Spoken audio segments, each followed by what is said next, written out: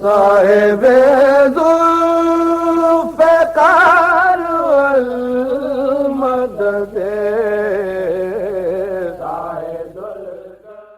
دیہات کریے بچے کے ہاتھ میں اسلحہ آیا کہاں سے؟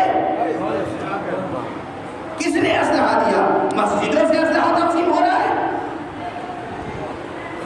مسجدوں کی زمین پھٹتی ہے، اندر سے معجزے کے طور پہ اسلحے نکلتے ہیں، اور ہمارے یہاں جو انسانیت دشمن خونخوار انسانیت کا خون چوسنے والے سرمایہ پرست اور سرمایہ دار ہیں دنیا کے چند، ان کا نہ کوئی دین ہے، نہ کوئی مذہب، نہ ان کے سامنے کوئی ہیومن ویلیوز ہے۔ یہ یون کا چارٹر آف ہیومن رائٹس فریب ہے، دھوکہ ہے، دھوکہ، جھوٹ ہے، جھوٹ، اس کے علاوہ کچھ نہیں۔ دنیا کے اکثر ملکوں میں جو سربراہ بیٹھے ہوئے ہیں اس دور میں، پہلے تھے بہت اچھے سیاستدان لوگ ہوتے تھے، بہت اچھے انٹلیکچوئلس ہوتے تھے۔ ہمارے ملک میں بھی جب آزادی آئی ہے تو ڈاکٹر رادھا کرشنن بہت بڑے فلاسفر تھے، انٹلیکچوئل تھے، سیاسی پالیٹکس میں تھے، دل میں دل سوزی تھی، ملک کے لیے کام کیا، ملک کو آزاد کرا دیا۔ ڈاکٹر راجندر پرساد تھے، جواہر لال نہرو تھے، گاندھی تھے، جتنے بھی تھے، اس وقت کا کمزور سے کمزور بھی لیڈر تھا، لیکن بہت پڑھا لکھا لیڈر ہوتا ہے، اور اس کا دامن کرائم سے پاک ہوتا ہے۔ یہ ہسٹری ہے، ہسٹری کھلی ہوئی ہسٹری۔ لیکن آج آپ دیکھ لیں اپنے ملک سے لے کر امریکہ تک کیا صورتحال، کون لوگ ہیں اور کس نے انہیں بنا دیا ہے، انہیں اونچی کرسیوں پہ بٹھا دیا؟ کس نے بٹھایا؟ یہ صرف دنیا کے کیپٹلسٹ، وہ بھی بطور خاص ویسٹرن کیپٹلزم۔ یاد کیجیے، دیکھیے معاشرے میں بہت سی بیماریاں ہوتی ہیں، انسان اپنی مثال لے لیجیے، انسان کے اندر بہت سی بیماریاں ہوتی ہیں، علامت ظاہر یہاں پھنسی نکل آئی، یہاں پھوڑا نکل آیا، یہاں نشان بن گیا، یہاں کمزوری آ گئی، یہاں بخار ہو گیا۔ اب ڈاکٹر کے پاس آپ جاتے ہیں تو ڈاکٹر دو قسم کے ہوتے ہیں، ایک وہ کہ ظاہری علامت دیکھ کے بس اسی کا علاج کرتے ہیں، پھنسی نکل آئی اس کی دوا لے لیجیے، پھوڑا نکل آیا اس کی دوا لے لیجیے، بخار آ گیا اس کی دوا لے لیجیے۔ اور جو ماہر ڈاکٹر ہوتا ہے وہ اتنی الگ الگ دوائیں نہیں دیتا، وہ پورے مریض کی شخصیت کا مطالعہ کر کے جڑ تلاش کرتا ہے کہ یہ سب بیماریاں اس میں پیدا کیوں ہو رہی ہیں، اور اس جڑ کا علاج کر دیتا ہے، وہ شخص صحت مند ہو جاتا ہے۔ اور ہمارے یہاں اس وقت انسانیت میں بہت مشکلات ہیں، جہالت ہے، غربت ہے، بھوک ہے، کرائم ہے، ٹیررزم ہے، ایکسٹریمزم ہے، بہت سی بیماریاں ہیں، اتنی بیماریاں۔ ان سب کی جڑ کیا ہے؟ دشمن آپ کو یہ سمجھاتا ہے کہ اس سب کی جڑ مذہب ہے۔ دن رات ہمارے بزرگان، ہمارے خطباء، ہمارے امام جماعت، ہمارے دانشور، ہمارے سیاستداں، ہمارے جرنلسٹ یہی دہراتے رہتے ہیں۔ ہم ڈیفینڈ کر رہے ہیں، اسلام میں ٹیررزم نہیں ہے، اسلام میں ٹیررزم نہیں ہے، مذہب نہیں سکھاتا کسی سے نفرت رکھنا، ہم ڈیفینڈ کیے جا رہے ہیں اور مبتلا ہیں، علاج کچھ نہیں ہو رہا ہے، علاج کچھ نہیں ہو رہا ہے۔ ارے اس ظالم کے چہرے سے ہاتھ بڑھا کر نقاب نوچ کر پھینک دیں اور دنیا کو بتائیں کہ یہ دین نہیں ہے، یہ ویسٹرن کیپٹلزم ہے جو انسانیت کا خون چوس رہا ہے۔ اس نے مذہب کو بھی انڈسٹری بنایا، اس نے کرائم کو بھی انڈسٹری بنایا، اس نے جرنلزم کو بھی انڈسٹری بنایا، اس نے کرائم کا مذہب سے رشتہ کر دیا۔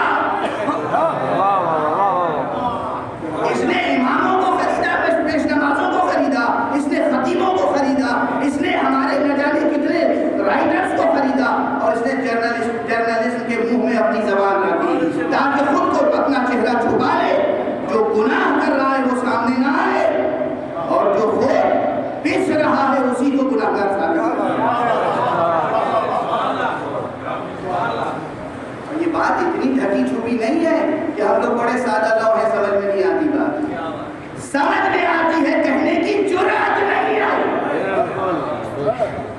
خوف, دہشت, رعب.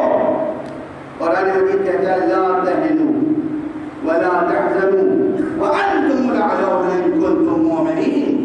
دیکھو دل نہ بجھاؤ, ہمت نہ ہارو, غم میں مبتلا نہ ہو جاؤ, خدا کی قسم تم ہی سربلند ہو کے رہو گے اگر صاحب ایمان ہو.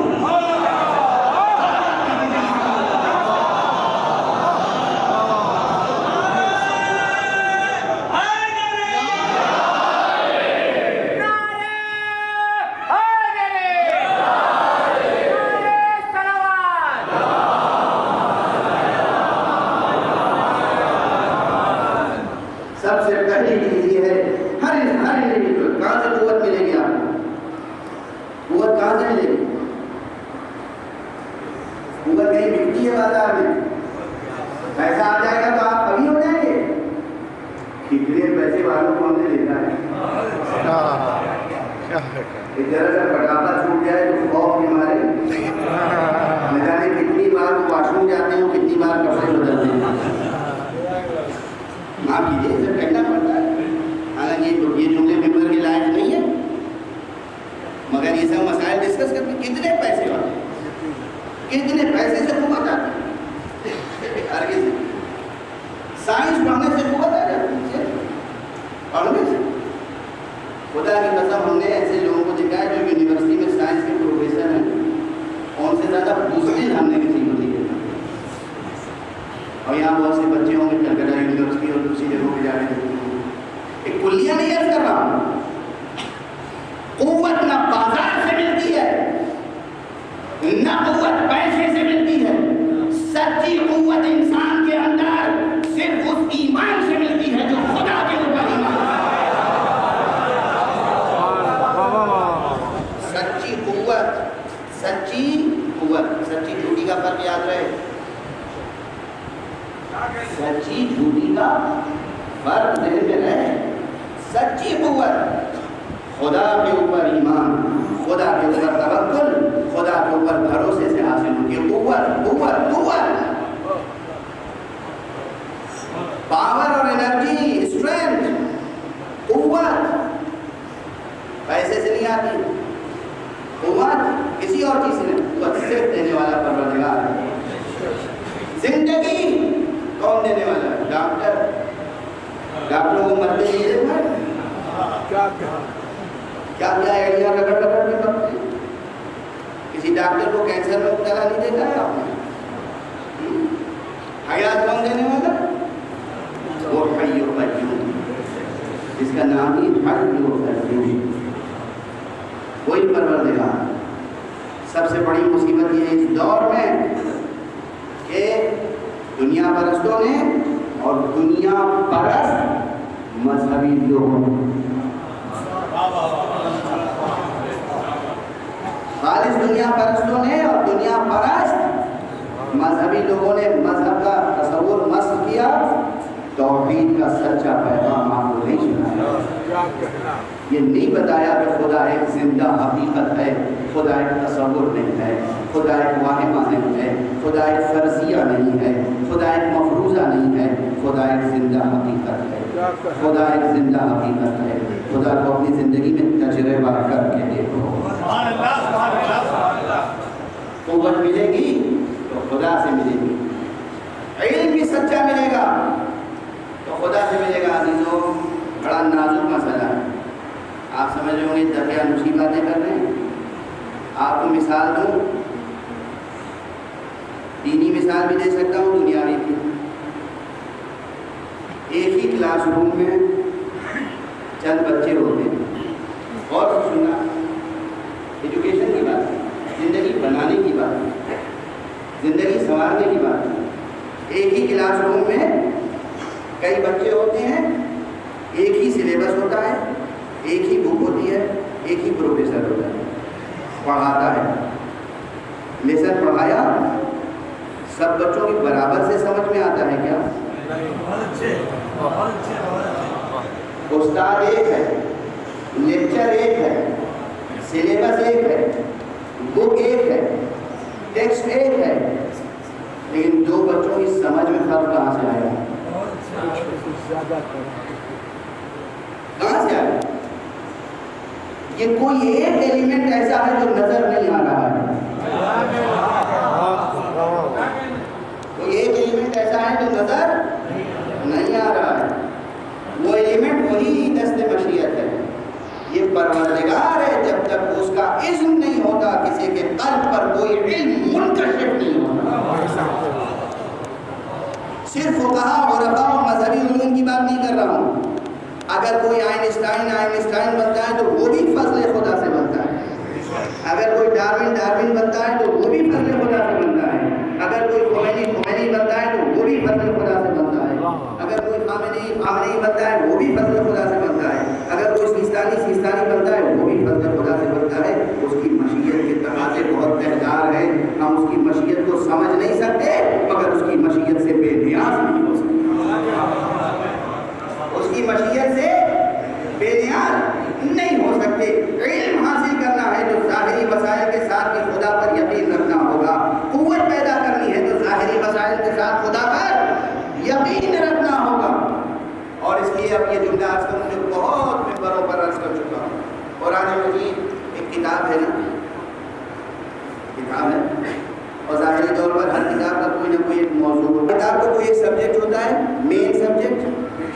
اگر ہم آپ سے ایک لفظ میں پوچھیں، یہ جملے یاد رکھنا جوانوں، بچوں کے لیے مقرر عرض کر رہا ہوں، مختلف مدعوں میں عرض کر رہا ہوں، اگر کوئی پوچھے کہ قرآن مجید کا سبجیکٹ کیا ہے، ایک لفظ میں جواب دو، ایک لفظ میں کیا جواب ہے؟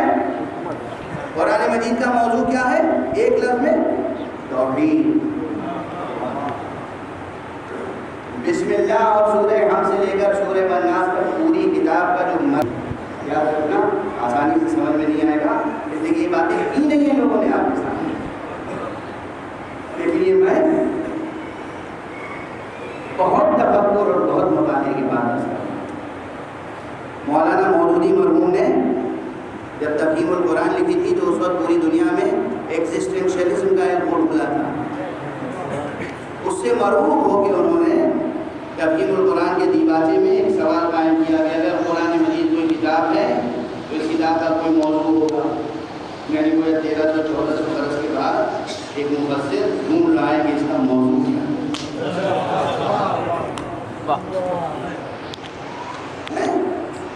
کتنے دنوں کے بعد؟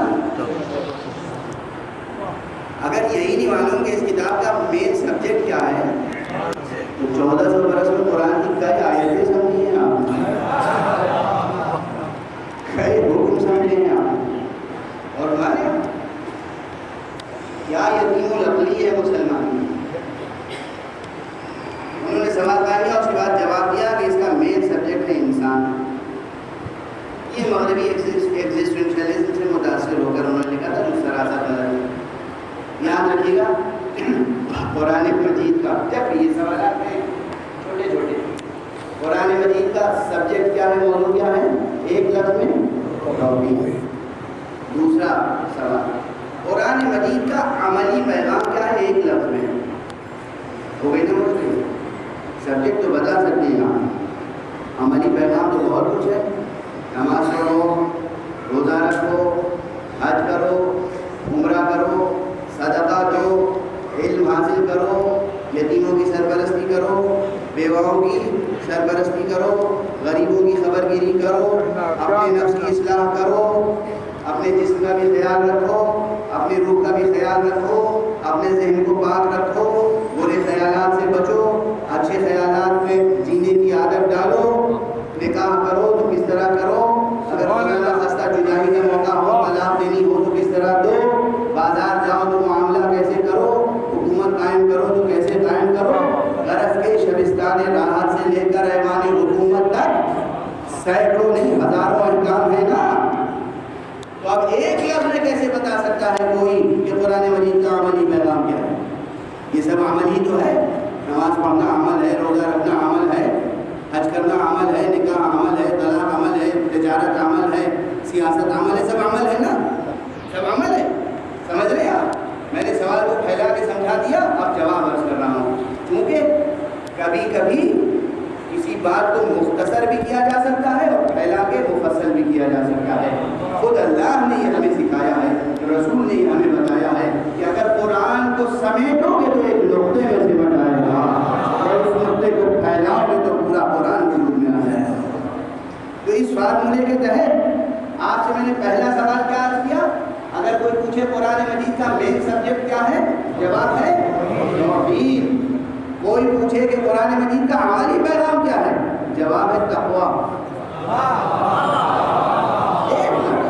ایک لفظ میں سب آ گیا. نماز پڑھنا تقویٰ کا تقاضا ہے, علم حاصل کرنا تقویٰ کا تقاضا ہے, طہارت کے ساتھ رہنا تقویٰ کا تقاضا ہے, دل کو روشن رکھنا تقویٰ کا تقاضا ہے, لوگوں سے معاملے میں صاف ستھرا رہنا تقویٰ کا تقاضا ہے, نکاح بیاہ کرنا تقویٰ کا تقاضا ہے, اگر عورت سے نبھ نہیں رہی ہے تو طلاق دے دینا بھی تقویٰ کا تقاضا ہے, گھر میں اخلاق کے ساتھ رہنا, بیوی بچوں کے ساتھ حسن اخلاق کے ساتھ رہنا تقویٰ کا تقاضا ہے, عزاداری کرنا تقویٰ کا تقاضا ہے, حسین کو یاد کرنا تقویٰ کا تقاضا ہے.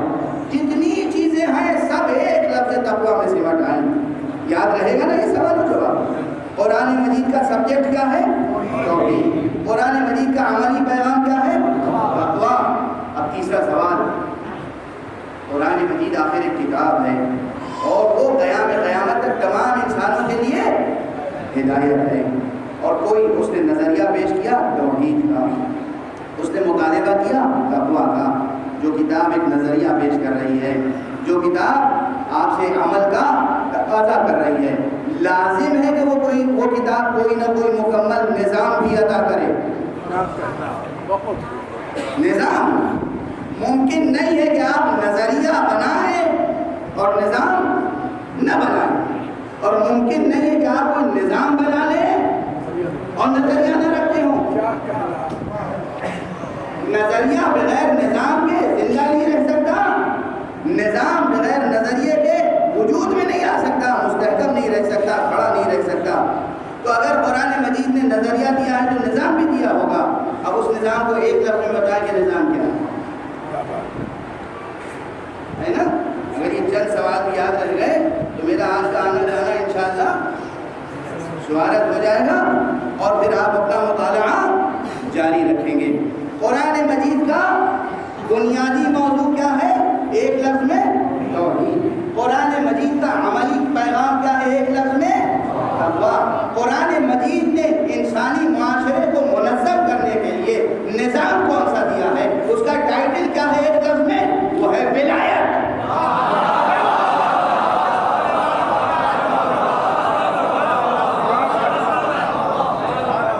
قرآن حکیم نے نہ ملوکیت کا نظریہ نظام پیش کیا ہے, قرآن مجید نے نہ جمہوریت کا نظام پیش کیا ہے, قرآن مجید نے نہ طاغوتیت کا نظام پیش کیا ہے, قرآن مجید نے ولایت کا نظام پیش کیا ہے. ولایت کے نظام اور جمہوریت کے نظام میں فرق ہے.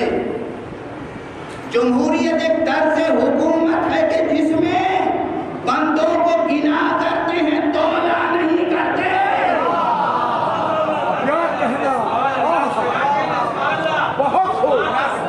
جمہوریت ایک طرز حکومت ہے کہ جس میں بندوں کو گنا کرتے ہیں, تولا نہیں کرتے. اور جب گنیں گے صرف تو ممکن ہے کہ کبھی کوئی پڑھا لکھا آدمی سربراہ حکومت ہو جائے, اور ممکن ہے کہ کبھی کوئی جاہل سربراہ حکومت ہو جائے. جب گنیں گے ممکن ہے کہ کبھی کوئی انصاف پسند عادل انسان کرسی اقتدار تک پہنچ جائے, اور جب گنیں گے تو یہ بھی ممکن ہے کہ کبھی کوئی ظالم انسان کرسی حکومت تک پہنچ جائے. اس لیے جمہوریت کی یہ بنیادی خرابی ہے. ولایت وہ نظام ہے جو صرف گنتی نہیں ہے, بندوں کو تولتی نہیں ہے.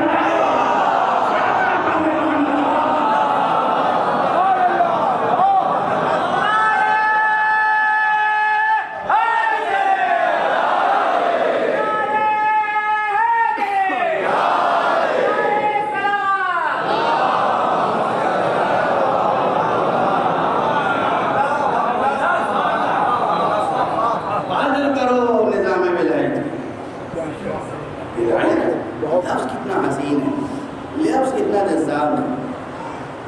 ملوکیت دل جھٹک دیتا ہے, جمہوریت ہر چند برس کے بعد جمہوریت کو لوگ خود ہی ٹھوکر مارتے ہیں. یہ نیا ووٹ نیا الیکشن کیا ہوگا؟ یعنی پہلے جو فیصلہ کیا تھا غلط نیا فیصلے کی ضرورت ہے نا.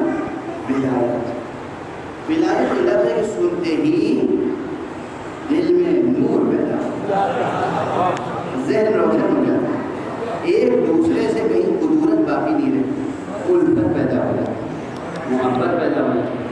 اس لیے ولایت وہ نظام ہے جو اللہ سبحانہ و تعالیٰ نے قرآن مجید میں تمام انسانی معاشروں کے لیے دیا ہے.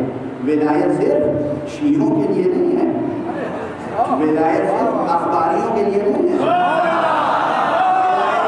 رسولیوں کے لیے نہیں ہے، ولایت صرف ملنگوں کے لیے نہیں ہے، ولایت تو تمام انسانوں کے لیے ہے. اور عزیزوں، ولایت کا پیغام دنیا میں اس طرح عام کرو کہ عشق حقیقی کا تقاضا پورا ہوتا ہے. تم لوگ عشق کا لفظ بہت استعمال کرتے ہو. یہاں ادبا شعراء موجود ہیں اور اسی امام بارگاہ میں جب بچپن میں آیا کرتا تھا تو یہی درمیان میں علامہ امین مظہری جیسا دانشور اور عظیم شاعر مفکر شاعر بیٹھا کرتا تھا. رضا مظہری صاحب بیٹھا کرتے تھے، نہ جانے کتنے ادبا شعراء یہاں بیٹھا کرتے تھے.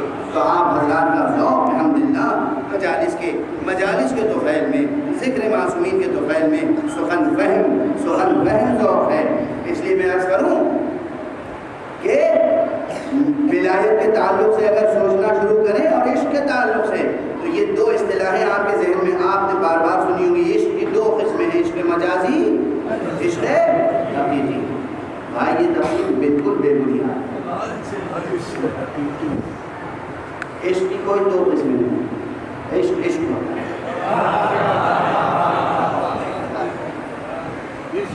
جس کی قسمیں ہو کچھ اور ہو سکتا ہے، عشق نہیں ہو سکتا. عشق کی بس ایک ہی قسم ہے اور وہ ہے عشق حقیقی. لیکن تنزلاً، یہ مناظرے کی اصطلاح ہے کہ فرض کر لیجئے کہ آپ جو سمجھ رہے ہیں صحیح ہے، تو پھر آپ جو سمجھ رہے ہیں اس کے مطابق میں بتاؤں کہ عشق مجازی اور عشق حقیقی میں فرق کیا ہے، بتاؤں، اور پھر طے کیجئے کہ آپ کو اللہ سے، رسول اللہ سے، مولا علی سے، بی بی زہرا سے، امام حسن سے، امام حسین سے عشق مجازی ہے یا عشق حقیقی ہے. عشق مجازی کا تقاضا یہ ہوتا ہے کہ پروردگار جسے میں چاہتا ہوں میرے علاوہ کوئی اور اسے نہ چاہے.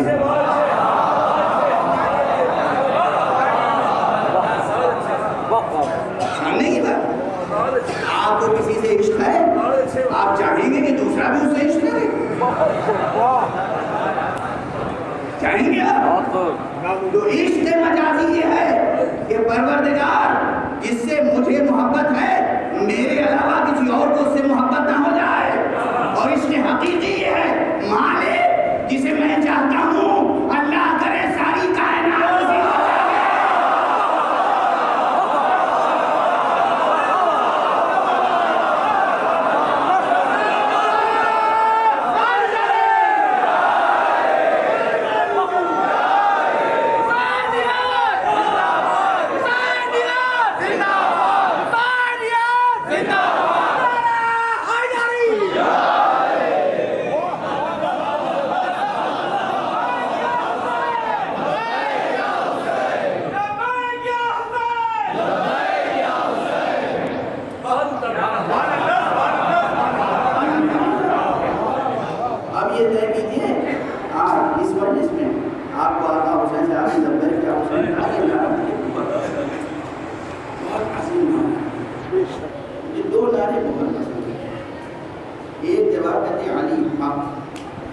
اتنا بڑا